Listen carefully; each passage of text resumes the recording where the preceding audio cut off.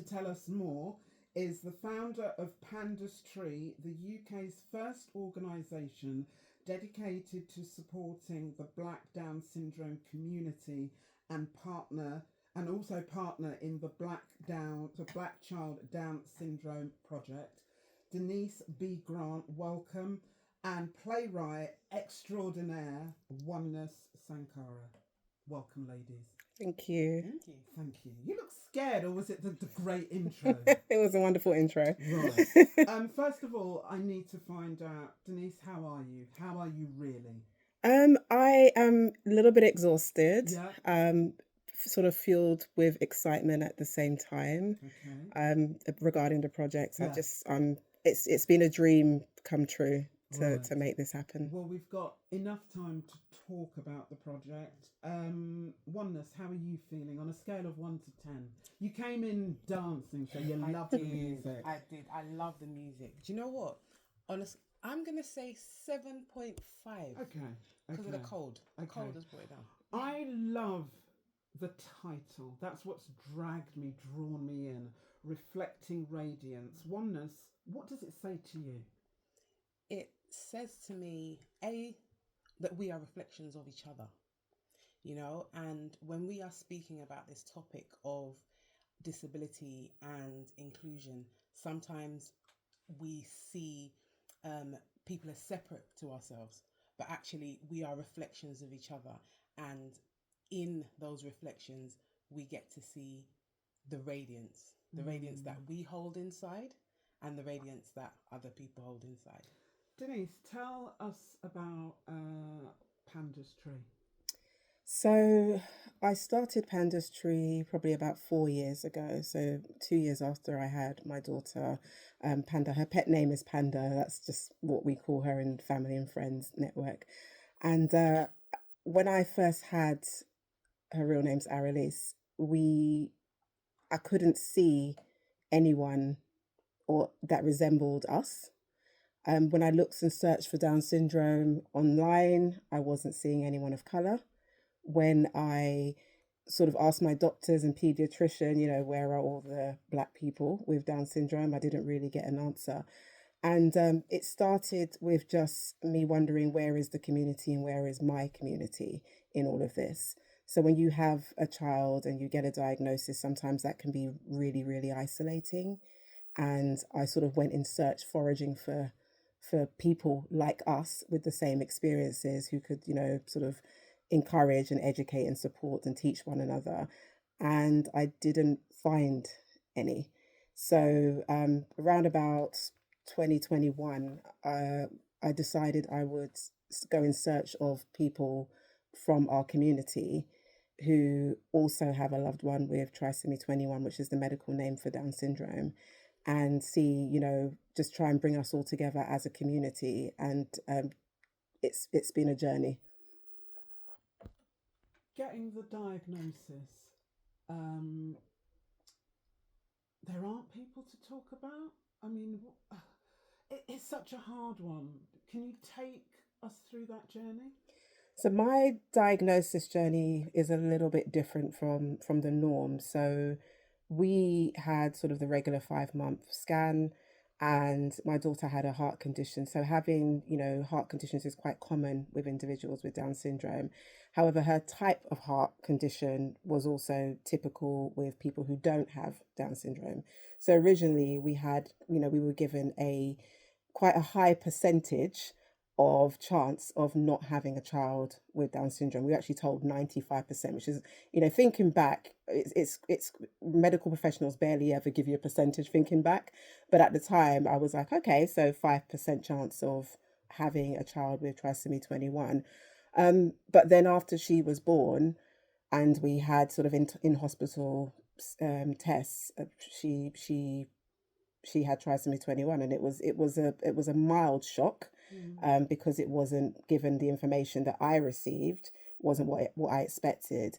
And in speaking to a lot of the mums from our community, quite a few of them have diagnoses which are post-birth diagnosis. It doesn't seem to be getting picked up often or commonly picked up during the gestational period. And so a lot of parents are having children with trisomy 21, but after they're delivered. Mm. So we've got Pandas Tree, and then we've got the Black Child Down Syndrome Project. How do the two mesh together? So Pandas Tree being the organisation for Black Down syndrome in the UK, because there isn't one, we got a few of the members of our group. So Oneness is a member of Pandas Tree, and another mother, Tonya, as well. And there was one day there was some photographs that came out, and these photographs were of individuals, beautiful pictures of individuals with Down syndrome. And when we were looking at these pictures, we were wondering, well, where's the colour? And, typically when you see an individual with Down syndrome in the UK, they are going to be white. And when I researched into a little bit deeper into this process, I realized that, okay, the photographer was up north originally, so maybe just the demographics of where they were taking these pictures was what it was. But then after that, we kind of thought, well, actually, could we do this? Could we ask our community to sort of, shed their fear, for want of a better phrase, and actually join us in taking these amazing pictures to see whether or not we can try and sort of change the narrative regarding what Down syndrome looks like in the UK, but also give representation and, sort of give a little bit more visibility within disability of that particular community.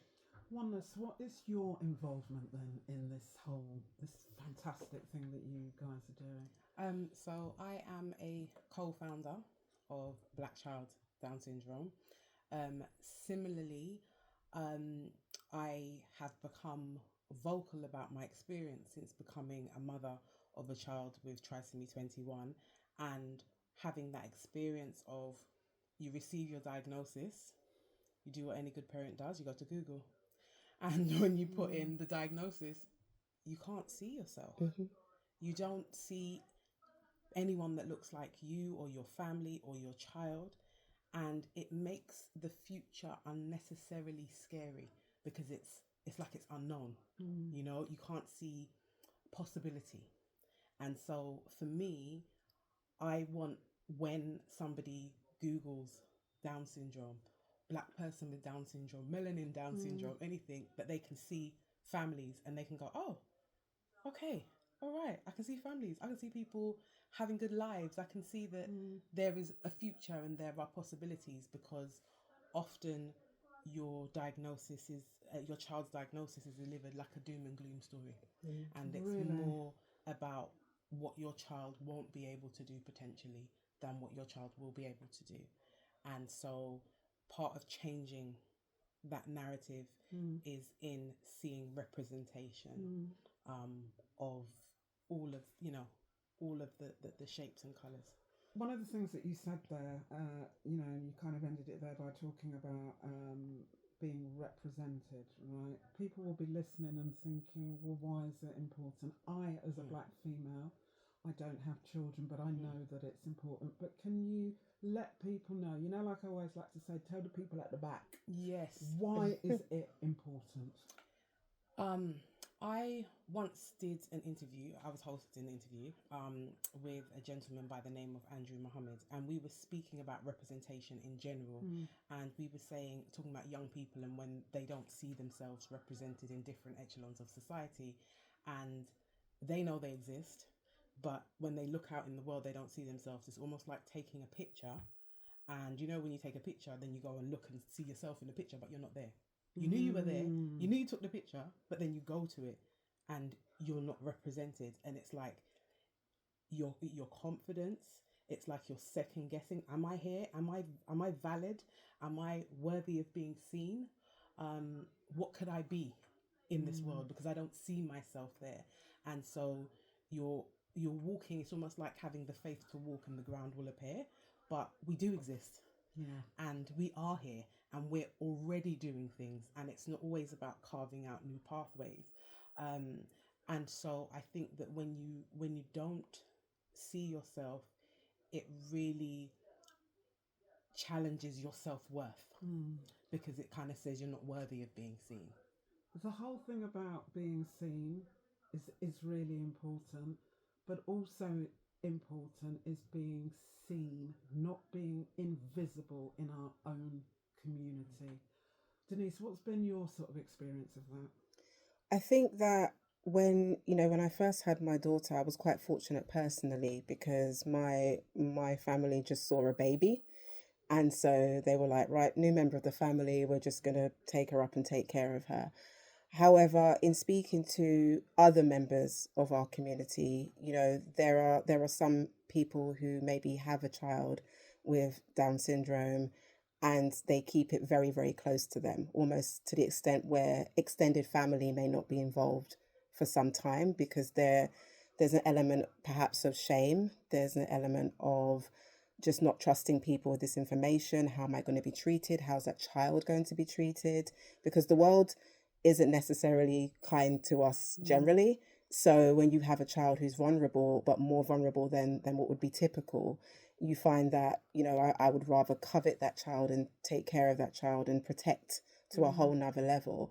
And I think also there is fear of the unknown because exactly as one has just said, you go online and you Google, and we all Googled, and you don't see that sort of positive representation and what it could be like and what your child may be able to do. And I think that's what keeps people sort of keeping it close and keeping it to themselves for quite some time in some cases. One of the things on this that it says is that Reflecting Radiance aims to challenge stereotypes. What are some of the stereotypes that are out there? That um one of the things that I've learned about is assuming intelligence. Excuse me. And lots of time, like people will see me and my son and speak to me about him, and I'm like, speak to him. And now, not everybody's child is verbal, but it doesn't matter. He's there. He is verbal, but not everybody's child is verbal. But it doesn't mean that it's not worth speaking to him and communicating. But there's this assumption that if you have a particular diagnosis or you look a certain way or you have a disability, that you don't have any intelligence because you may not express it in the way that a quote unquote typical person may express it. So rather than assuming competence, incompetence will be assumed, and limitation will more be assumed than possibility. Really? Yeah. What about, how old is he? 7. 7. So what about education? How would you say are the stereotypes in school as well? I mean, I've been through a varied educational journey. So I've done some mainstream schooling and homeschooling. Yeah.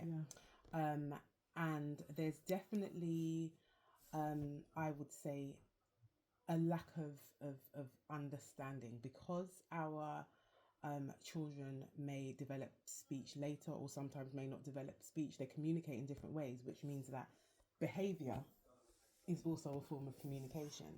But it will be quick to say, oh, they were being naughty or they were being a particular way, as opposed to going, what might they be trying to communicate through that behavior, because they do not have the verbal articulation skills to say what their needs are. And so it's quite easy to put them into a box. That's definitely something that I've, like, a lack of understanding and sometimes a lack of willingness to understand. In terms, Denise, of the culture, my mum is of an old generation, and I go to Jamaica quite a bit, and you know that Jamaicans are very expressive, and they don't say bad things, but they're thinking, oh, it's a taboo subject or something bad has happened, and I don't know if that has carried for our generation, whether it's second, third, or whatever. Would you say that things are better now?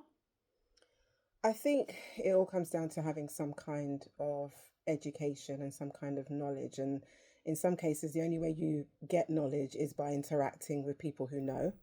And so, there were discrepancies at the beginning. People would probably ask, are you sure she's got Down syndrome? Has she just got a little bit? There are just cultural things that people would say. We can pray over it. and it will Yeah, disappear. yeah. You know, and you know all of that stuff. And I think that the part of us doing this, and even part of I was a bit of a wallflower, I'd probably say, before I had my daughter. But part of us advocating and really pushing some of the boundaries is to impart that education onto people. Mm. And and some people you can't change. Sometimes it is a generational thing, and some perhaps sometimes the elders are just going to be like, okay, they're disabled, and that's the end of it. But I find that the more knowledge that is imparted, the more you interact. I mean, nobody could tell me, my daughter just turned 6, and nobody could have told me 6 years ago that I would be looking at a child accomplishing all that she is, Mm. relatively in line with her peers to a degree, and absolutely needs a little bit of help, whether that's getting around or whether that's just taking time with imparting information. But the acquisition, the skills are there. People just have to remember to sort of take time with some of our children. Mm. And, culturally, I think that the more that we are open about our experiences, then the more we can change the narrative within our own community as well. Mm. So I think it's on the cusp of changing, but it's taken a lot. I was extremely fearful at the beginning to even put myself out there, to put my child out there as well, and not know how that was going to be received both by our own community, but also by the wider disability community, and in addition to that, the community as a whole here in the UK. Mm. Am I harping on about something that isn't significant to others? Mm. But I genuinely and strongly believe that, we have to give as much knowledge and information. And I'm a former teacher, so for me, the knowledge and the support is so important to a lot of our families. Mm. And sometimes they're not getting that in general services, or even in interactions within their own families or wider disability organisations. So the objective, not only for Pandas Tree but also for Black Child Down Syndrome, was to create that safe space Yeah. where people could come and have those conversations, not feel judged, be understood, not have to carry resilience all of the time, because when you have resilience, sometimes you don't get compassion. Mm. And so it's just thinking along those lines and sort of changing, you're almost changing various steps of your community, because we're involved in many different types of communities. Mm. So it's about changing sort of the whole picture, while bringing up these children to feel supported, to feel loved, to feel confident about who they are. Yeah. In a sometimes in a society that doesn't often allow that to happen. I don't have children, as I've said, but I think certainly, and you can tell me the case, one of the things that you always say is that, if women decide that just circumstances, they want to do their career, they want to travel the world, and then they decide to have a child later in life, that is always something that I don't know if they try to put you off. What would you say? It's really interesting because we had a big conversation about this at the weekend, because I'm Ah. working on a play on this topic. Yeah. And we were speaking about basically how if you do have children, like whatever you do with your womb, people have something to say about you. Yeah. So if you have children in your teens, oh, you're too young, etc. You have them in your 20s. Oh, don't you want to see the world, travel, and da da da da da. You have them in your 30s. Oh dear, you're leaving it late. Like what, whatever choice that you make. Oh, you don't have them. Oh, well, you're not having. You have too many. You have one. You're not giving them a sibling. Yeah. Like whatever choices it seems like women make with their wombs. Yeah. And then people do like say it's late in the. I was a mother later in life, and I was actually called by a doctor a geriatric mother. Like it's a geriatric, or I guess the new sexier name now is advanced maternal age. Right. And that just means you're 35 plus. And at that point, will they bring and say to you about Downs because of the age? A lot of times, because of the age, you're considered a high risk. Higher risk, yeah. High risk pregnancy. Yeah. You've got a famous photographer. When I saw it, I was like, wow. I'm not going to name him. You're going to name him. And how did you get him involved in this? So the photographer who just, agreed to work with us on this project is Misan Harriman. Can you say that again? Misan Harriman. Thank you very much. Give the respect that is due. Yeah. And one of the members and also a co-founder in the Black Child Down Syndrome project. So when we were talking about, can we do this? Is this possible? She happens to be really good friends with Misan. So, so she said this to me, and this was sort of, I remember in the phone call that we were having, and she said, oh yeah, that's fine. I'll see if Misan can do it. And I said, I'm sorry, excuse me. And then she repeated, and I said, wait, hold on a minute. And then I went and Googled because I knew who she was talking about, but I couldn't believe who she was talking about, And so, there was no hesitation on his part. It was like, absolutely, I'm on board. When can we do this? So the exhibition opens in Soho from next week Friday. Is it 5 days? What will people see? What are the beautiful things they're going to see? We've actually got an extension now. Hey, love that. So we've got an extension until the 1st of April. Oh, brilliant. And we've tried to sort of hit all angles of our experiences. So there of course will be photography by, beautiful, beautiful images by Misan. We also had interviews done at the same time with families and the parents who participated to kind of get their experiences, but get them firsthand. And also Oneness has done some lovely poetry to go along with the images and to really sort of hit that nail when it comes to the expression that we want to put out there. Oneness, before I find out sort of all the details, the socials and everything, what do you want people to take away from the exhibition? I would like for people to think differently about how and the experiences that people are having, and to be more open and more conscious when it comes to disability. I want that for everybody, but also those in my cultural, ethnic community, to, even though they may not see us and may not know certain things, to just be a bit more sensitive and a bit more understanding. That's a message for everyone, but obviously that part is close to home, because it's my home community. So, but I really would like across the board for people to be more thoughtful that people may world in a different way to you. It's not lesser, it's not greater, but it deserves the same equal amount of respect and thought.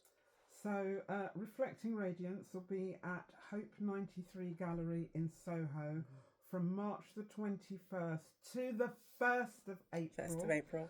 For more information on Pandastry and the exhibition, where do they need to go to, Denise? So, for more information on Pandastry, we are on Facebook and we are on Instagram as well.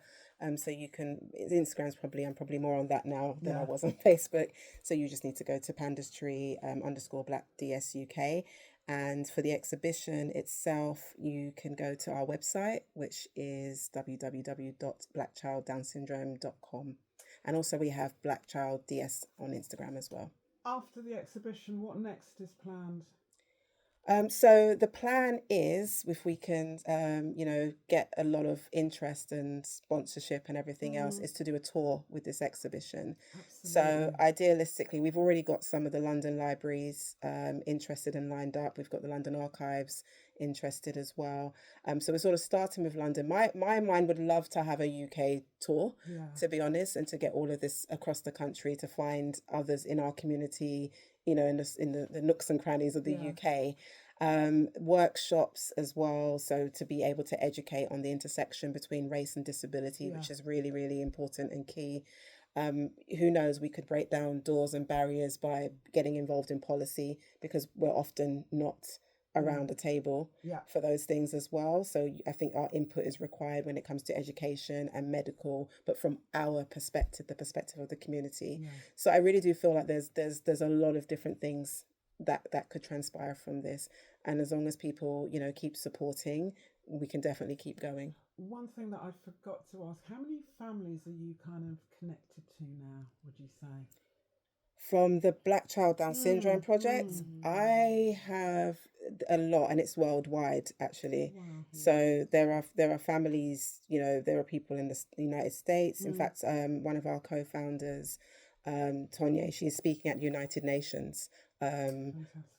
On and we'll be bringing up the support systems that are required for families with Down syndrome, and also the other one of our founders, Marsha Martin from Black Sen Mamas. So she has over 4,000 under her belt, and then we have different countries that are chiming in around the world, parts of Africa and the Caribbean as well. So it seems to be taking up some kind of momentum, and even so much so that even the organisations here in the UK are starting to pay some attention to our existence, which was a struggle before. Can I just say, I know it's a Friday night. I know, though, that it is something that you are passionate about, that is dear to your heart. Keep doing what you're doing. Thank you. Push forward. Really proud of you both. Proud of the kids as well. And good luck. Thank you. Now that you've got the extension, I'm definitely, because I was worried that I would miss. But the 1st of April, I've definitely got, and it's probably just down the road from here, right? It is. It's about 8 minutes down the road from here. 8 minutes down the road. So just remind us the socials, Denise, just for the people at the back, remind them again. So the socials. The easiest place to start is probably at our website. Yeah. So www.blackchilddownsyndrome.com. And you can also find us on Instagram under the same name. And also Pandas Tree is Pandas Tree _ Black Down Syndrome UK, or Black DS UK. Thank you so much, One Nurse Denise, for joining us here on BBC Radio London. Thank you for having us. Thank you.